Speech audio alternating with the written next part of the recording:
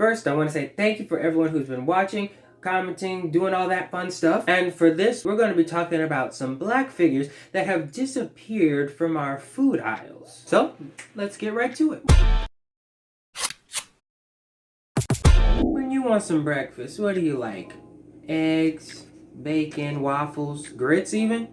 Or pancakes and syrup? Well, today's disappearing figure comes from one of those popular pancake and syrup brands. You know what I'm talking about. What's her name? I'm pretty sure you've got it by now. Aunt Jemima is the name that I'm looking for. Aunt Jemima has been the mascot, namesake, and face of the popular pancake brand since 1889. Well, who is this Aunt Jemima lady I speak of? Well, Aunt Jemima is a caricature from minstrel shows back in the 1800s. Aunt Jemima is a representation of what is called a mammy, which is a depiction of a black woman as usually larger, dark skin, usually bigger lips, with a headscarf on, an apron, maybe a handkerchief on her shoulders. And oh, she's so sweet, happy, ready to serve, wait on in submission to massa. For this brand, they actually hired on a real Aunt Jemima by the name of Nancy Green, and she would do things like sometimes cook pancakes for events and things. Nancy Green wasn't the only one to portray Aunt Jemima. There were many other women that were hired on to do pancake demonstrations as Aunt Jemima.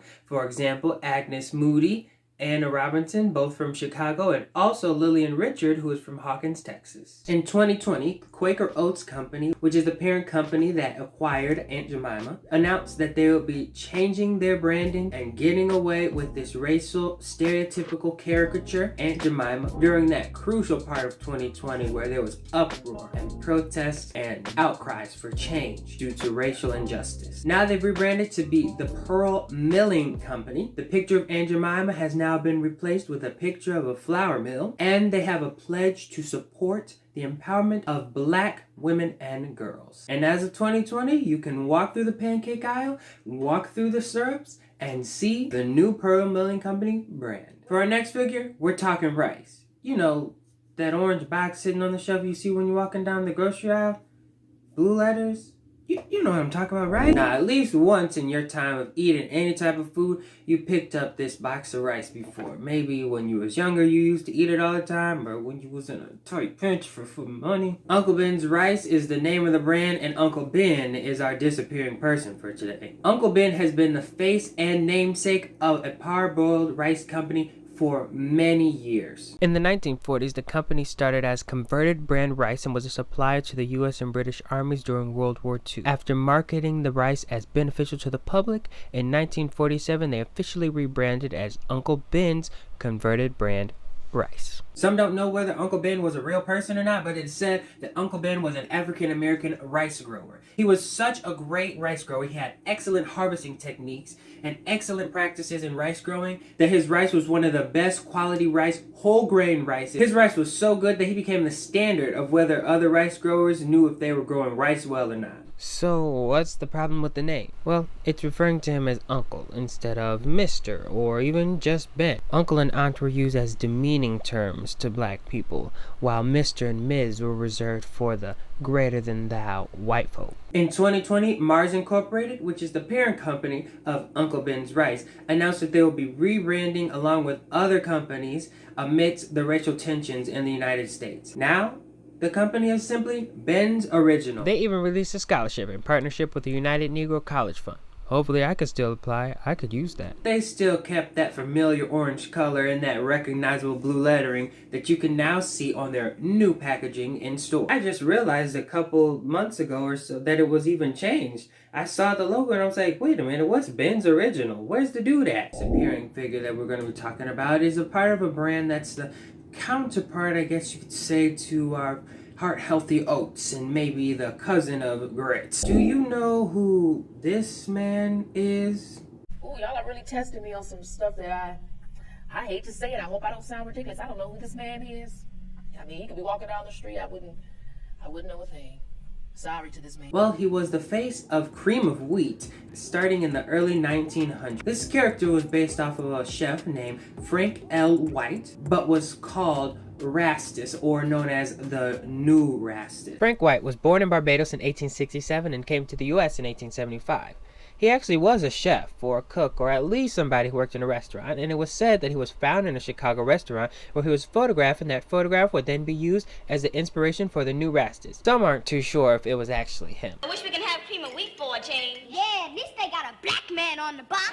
So Rastus is also sometimes associated with Uncle Remus, who also happens to be the husband of Aunt Jemima. So all these three characters, Rastus, Remus, and Jemima, are all minstrel show caricatures. This new Rastus was a smiley, friendly Negro that was familiar to America. As you can guess, going with the theme, along with the other companies, Cream of Wheat decided to do a package evaluation and remove the Rastus image from their brand, leaving a simple identifying name of Cream of Wheat. Again, going to your local store, you can see the same red box for the original Cream of Wheat up on the shelf, just no more Mr. Rastus or Frank L. White. Honestly, when I first heard about this whole situation with the brand changes, getting rid of these people, my first thought was, well, there goes black people that we're not going to be seeing on our packages anymore. And yes, it was kind of like a, disappointing thing. Even the family of one of the Aunt Jemimas, Lillian Richards, said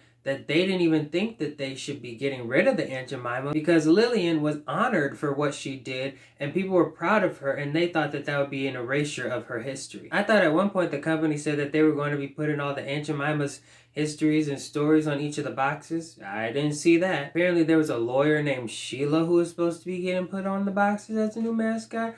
I didn't see that either. I don't even know if that's true. To me, this seemed like a call to action and then a jump to a response of let's just get rid of all this because we don't want to have to deal with any more of the hatred.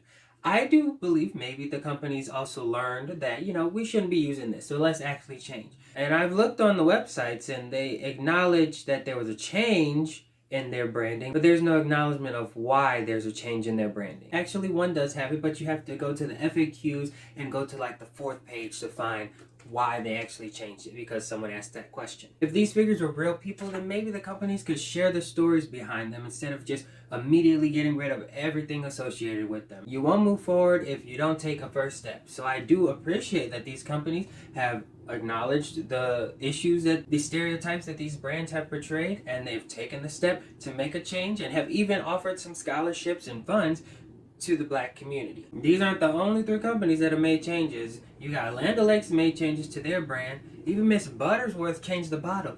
And personally, I thought that was just a depiction of an old white lady. But I guess they just trying to be safe so they don't get any backlash. I do hope and believe that this was an actual step towards change that these companies are making and not just a cop-out, so that they can clear their hands and clear their names of any wrongdoing. Hopefully any issues between the companies and the families will be settled, whether it's financial, whether it's any type of compensation. After at least 130 years of this, they've said they've listened, they said they've learned, so let's hope that this is real change. Have you noticed any of the changes to these packaging? Maybe you haven't, maybe you just walked past, maybe you haven't even eaten any of it in a while since you was a little kid. Thank you for chopping it up with me today. Also, thank you again for everyone who's been watching.